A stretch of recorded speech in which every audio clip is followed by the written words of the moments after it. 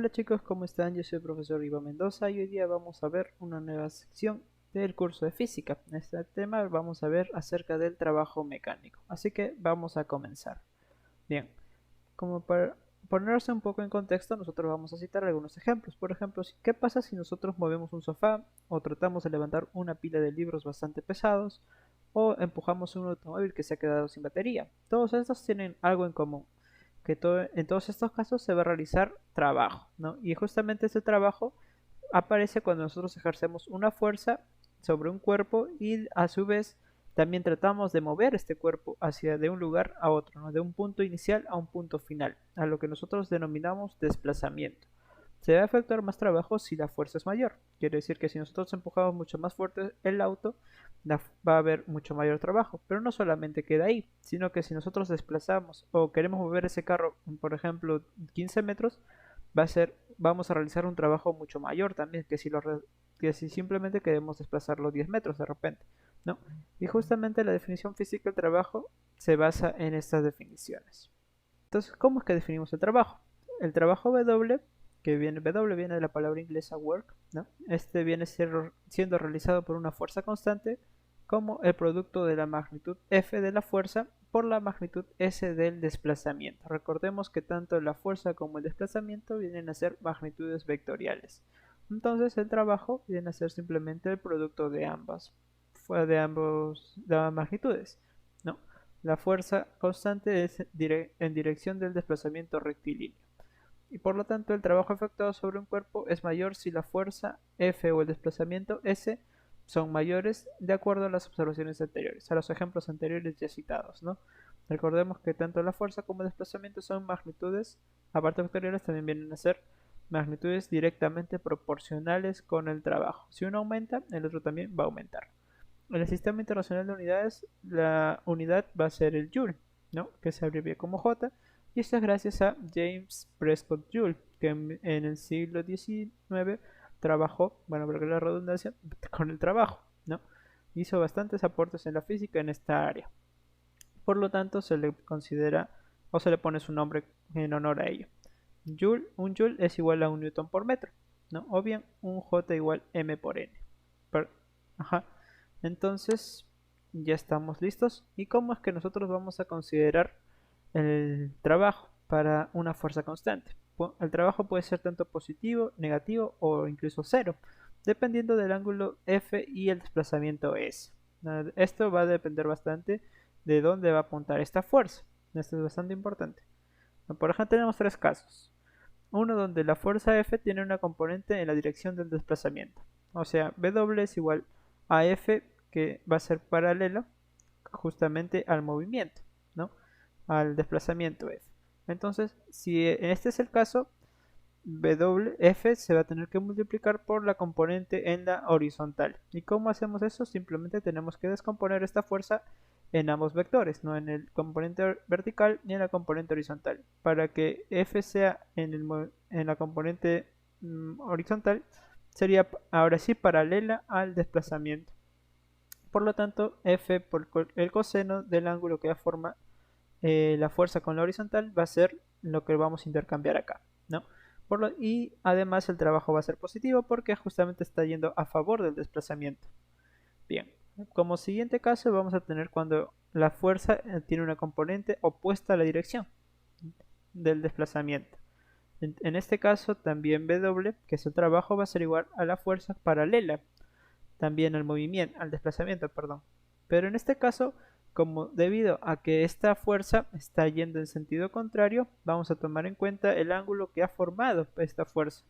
Pero debido a que ya no está, digamos así, en el primer cuadrante, ahora ha dado con un giro más grande, ya está en el segundo cuadrante, ahora el coseno va a ser negativo en este caso, ¿no? Entonces, justamente debido a que el f por el coseno es negativo para ángulos entre 90 y 180. Por eso, nuestra fuerza o nuestro trabajo, perdón, va a ser negativo. En este caso, cuando una fuerza es contraria al desplazamiento. Y pues, como último, cuando la fuerza o la componente que va a ser perpendicular a la fuerza, al desplazamiento, es perpendicular en la dirección de desplazamiento, ¿no? la fuerza o la componente no realiza trabajo sobre el objeto. Cuando están en perpendiculares, ¿no? Cuando está formando la fuerza con el desplazamiento 90 grados. Cuando el ángulo phi viene a ser igual a 90 grados. Bien, estas tres situaciones nos va a ayudar bastante para resolver los ejercicios. Pero ¿qué necesariamente significa realizar un trabajo negativo? De repente algunos se preguntarán, ¿no? Para ello vamos a aclararlo usando este ejemplo. Las manos de este levantador de pesas efectúan un trabajo negativo sobre la barra, mientras que la barra realiza un trabajo positivo sobre sus manos. Y esto se debe gracias a la tercera ley de Newton, si se acordarán, ¿no? Las manos del levantador de pesas van a ejercer una fuerza igual y opuesta, ¿no? Tanto para arriba como para abajo, ¿no? La fuerza sobre de las manos sobre la barra va a ser igual a la fuerza de reacción. No la fuerza de una fuerza de acción, una fuerza de reacción. Le va a ser el negativo de la barra sobre las manos, en este caso. Esta fuerza que evita que la barra se estrelle contra el piso actúa opuesta al desplazamiento de la barra, ¿no? Cuando nosotros queremos alzarla, nuestras manos van a impedir que se caiga. Por lo tanto, el trabajo realizado por sus manos sobre la barra es negativo. En general, cuando un cuerpo realiza un trabajo negativo sobre otro cuerpo, realiza una cantidad igual de trabajo positivo sobre el primero, ¿no? Con este ejemplo ya tenemos una noción de cuándo vamos a considerar un trabajo negativo y cuándo un trabajo positivo. Bien, ahora vamos a ver cómo podemos calcular el trabajo cuando varias fuerzas actúan sobre un cuerpo.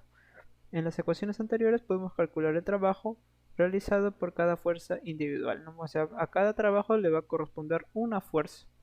Debido a que el trabajo es una cantidad escalar, el trabajo total, W total, viene siendo realizado por todas las fuerzas sobre el cuerpo y esta viene a ser la suma algebraica de los trabajos realizados por las fuerzas individuales. En cristiano, simplemente todas las fuerzas que actúan sobre un sistema va a ser la sumatoria en particular de cada uno, ¿no? Va a ser W1 más W2 más W3 hasta Wn. Otra forma de obtener el trabajo total viene a ser calculando la suma vectorial de todas las fuerzas, quiere decir una fuerza neta, siempre y cuando considerando, ojo, los ángulos también de que cada fuerza va a tener, ¿no?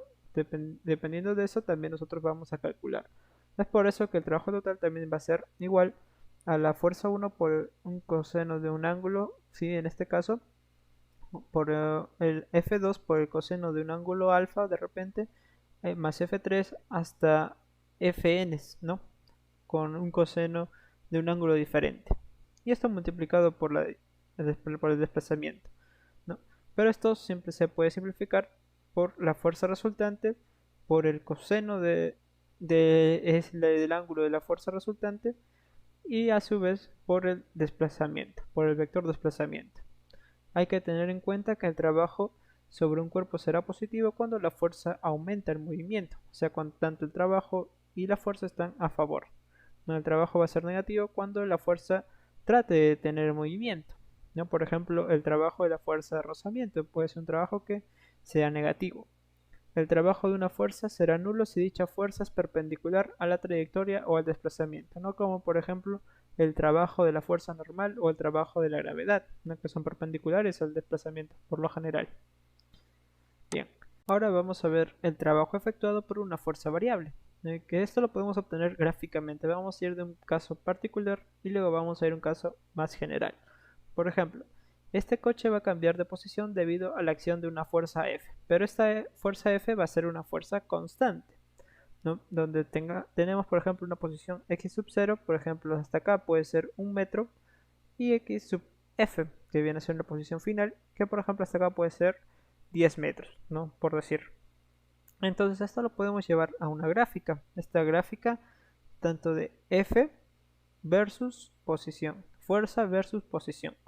Como F va a ser una magnitud constante en todo el dominio, justamente va a ser el mismo valor, ¿no? Si acá es 15, acá también va a ser 15, solamente de F. Pero ¿qué pasa con la posición? La posición no es constante, va a cambiar. Por ejemplo, esto puede ser 1, como ya dijimos, y este puede ser 10. En este caso, el área debajo de la gráfica F versus X va a ser justamente A. Pero este A vamos a analizarlo, ¿no? ¿Cómo hallamos esta área de acá? Tenemos F, que viene a ser este tramo de acá, ¿no?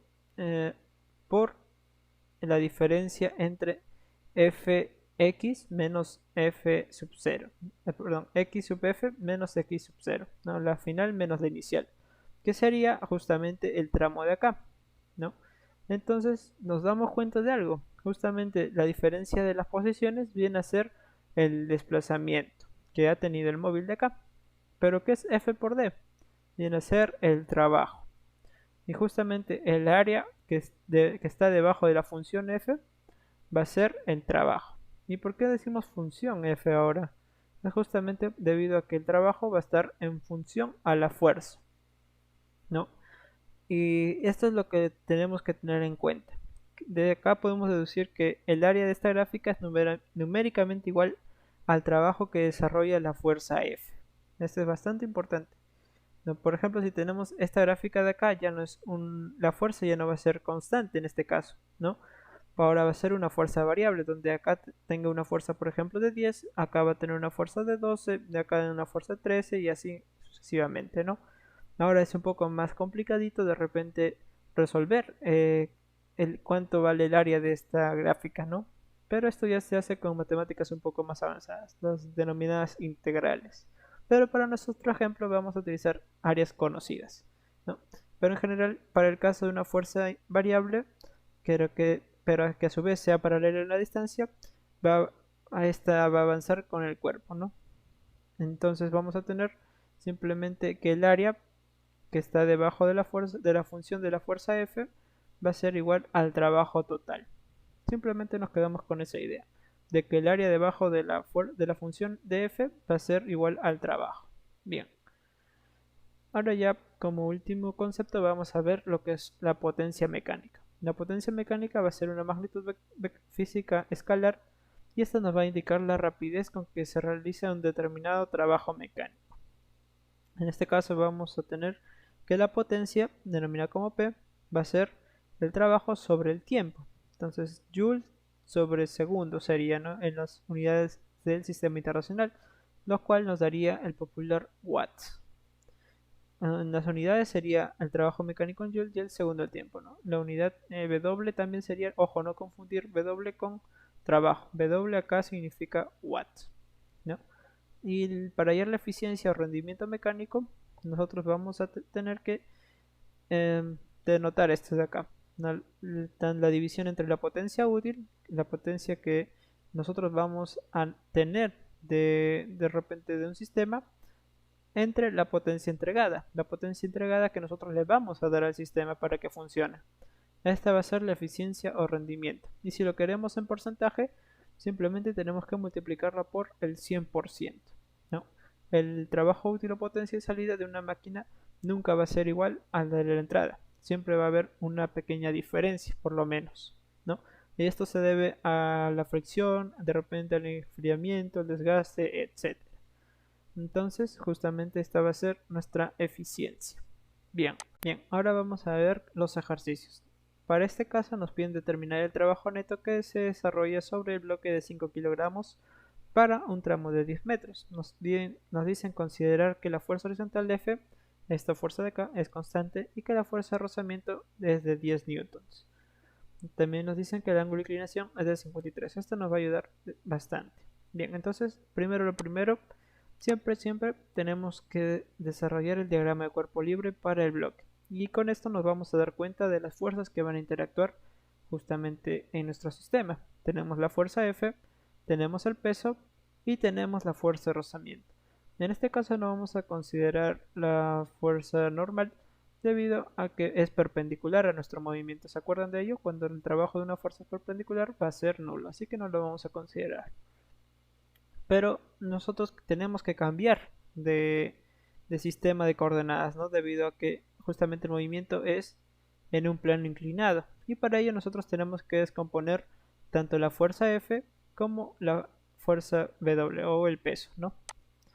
Para ello acá ya tenemos la descomposición. La fuerza F se va a desaparecer y nos va a quedar la fuerza por el coseno de 53 en este caso, que está yendo en el plano ya del movimiento, y el otro sería el seno de 53, ¿no? Acá ya descomponimos la fuerza F. La fuerza de rozamiento está normal, no la tocamos debido a que está justamente en la dirección del movimiento, pero nos falta descomponer la fuerza W. Y la fuerza W también viene a ser muy similar a la descomposición de la fuerza F, ¿no? El peso, que viene a ser W, lo vamos a descomponer en la componente vertical como W por coseno de 53 y la componente horizontal W por el seno de 53. Como nosotros solamente queremos hallar las componentes que van en la horizontal, solamente tenemos que tomar F coseno y W seno de 53. Bien, justamente con ello ya tenemos casi todo el problema resuelto, solo lo que tenemos que reemplazar. Recordemos que el trabajo neto viene a ser la sumatoria de los trabajos de cada fuerza que hay en el sistema. Tenemos la fuerza F, el trabajo de la fuerza F, el trabajo del peso, W, y el trabajo de la fuerza de rozamiento. Bien, simplemente reemplazando tenemos el trabajo de la fuerza de rozamiento viene a ser F por la distancia. Ojo, recordando eso, siempre F por la distancia, el desplazamiento. Esta vez F va a actuar por todo el desplazamiento, que viene a ser los 10 metros, ¿no? Va a ser igual a 53. La fuerza del peso de la gravedad, masa por gravedad, viene a ser también actuando en todo el movimiento de 10 metros, pero esta vez multiplicado por el seno de 53. Y finalmente la fuerza de rozamiento, que viene a ser Fr, ¿no? Que es la fuerza que también actúa en estos 10 metros. Haciendo las operaciones respectivas y intercambiando variables, tenemos que F por 10 por el coseno de 53 sería 10 por el coseno de 53 sería 6 metros. Le restamos el trabajo de la fuerza de gravedad o del peso, no sería menos 5 kilogramos por 10 metros sobre segundo por 10 por el seno de 53 sería 8 metros, ¿no? Recordando que este trabajo de esta fuerza de acá está en contra del movimiento, es por eso que está el menos acá. Y la fuerza de rozamiento, que viene a ser de 10 newtons por la distancia que ha recorrido, ¿no? De todo el recorrido. En este caso sería los 10 metros. Bien, y ya operando nos quedaría 300 joules menos 400 joules menos 100 joules. Y en total nos daría 200 joules, ¿no? Este es el trabajo neto realizado por este sistema. Bien, entonces ya tenemos este ejercicio, vamos con el siguiente. Nos dice que según el gráfico mostrado, determinar el trabajo neto cuando el cuerpo se ha desplazado 8 metros. Bien, nos dan este gráfico de acá, ¿no? Esta función f entre la distancia o el desplazamiento. ¿Cómo es que solucionamos esto? Bien, primero tenemos que leer el problema. Nos piden el trabajo del neto de cuando el cuerpo se ha desplazado 8 metros. 8 metros, nos fijamos, viene a ser solamente hasta acá. Entonces tenemos que hallar el área justamente que está toda esta área de acá, desde 0 hasta 8, hasta ahí nomás. Entonces nos planteamos lo siguiente: el trabajo neto viene a ser el área del trabajo de 10 newtons, de la fuerza de 10 newtons de acá, que va de 0 a 4 metros, que viene a ser justamente esta pequeña área de acá, más el área que ha realizado el trabajo, que ahora viene a ser de una fuerza de 20 newtons, ahora de 4 metros a 8, ¿no? Bien, entonces, ¿qué es lo que hacemos? Simplemente tenemos esta área que parece un cuadradito, pero en realidad es un rectángulo, y le tenemos que sumar también esta área de acá, ¿no? Que viene a ser también otro rectángulo más grande. Entonces tenemos 10 newtons por 4, nos daría justamente el área de acá, y 20 newtons por los 4 metros que también de acá, sería porque 8 menos 4 sería 4, nos daría el área de esto de acá, de esta área de acá. Y si sumamos nos daría el área total, ¿no es cierto? Bien, hacemos la operación, tenemos newton por metro, nos daría joule. Entonces daría la primera área sería 40 más la segunda área 80, sería 120 newtons. Bien, este es el trabajo neto que he realizado hasta los 8, ¿no? Hasta los 8 metros. Si quisiéramos el trabajo total, tendríamos que considerar el área de este triangulito de acá, pero como no nos lo piden, lo vamos a dejar ahí nomás. Bien, otro ejercicio que tenemos es este. Nos dice, en un tanque tiene una capacidad de 3000 litros y está situado a una altura de 36 metros. Nos piden calcular la potencia de la bomba que llena el tanque de agua en 20 minutos. Y también nos piden considerar que un litro de agua equivale a 1 kilogramo. también que la gravedad es de 10 metros sobre segundo al cuadrado. Bien, para ello vamos a plantear lo siguiente. Primero, que los 3000 litros los consideremos como 3000 kilogramos, ¿no? Debido a esta equivalencia acá. Si un litro vale 1 kilogramo, entonces 3000 litros equivaldrían a 3000 kilogramos. Bien, luego utilizamos nuestra fórmula de potencia, porque es lo que nos piden, la potencia. Pero ¿cómo calculamos la potencia? Viene a ser el trabajo por el tiempo, a partir del tiempo. Pero el trabajo es la fuerza por el desplazamiento, ¿no es así? Y a su vez esto está dividido entre el tiempo. Bien, ya reemplazando nuestros datos tenemos lo siguiente. La fuerza, que en este caso vamos a considerar, es de la gravedad debido a que uno está más arriba, ¿no?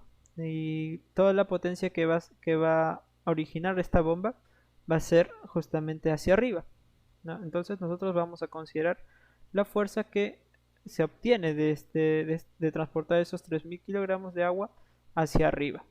Entonces solamente tendríamos que considerar la fuerza de gravedad. Sería la masa por la gravedad por S, que viene a ser la distancia. ¿Cuál es la distancia? Viene a ser la altura, ¿no? En este caso de 36 metros. Y todo esto dividido entre el tiempo. Entonces ya reemplazando nuestros datos, y ojo que para que esté en watts, la potencia tiene que estar en segundos, pero como está en minutos, simplemente tendremos que aplicar un factor de conversión. Tenemos la masa de 3000 kilogramos, tenemos la gravedad de 10, tenemos la distancia 36, entre el tiempo y justamente el factor de conversión viene a ser a 20 minutos equivalen a 60 segundos, ¿no?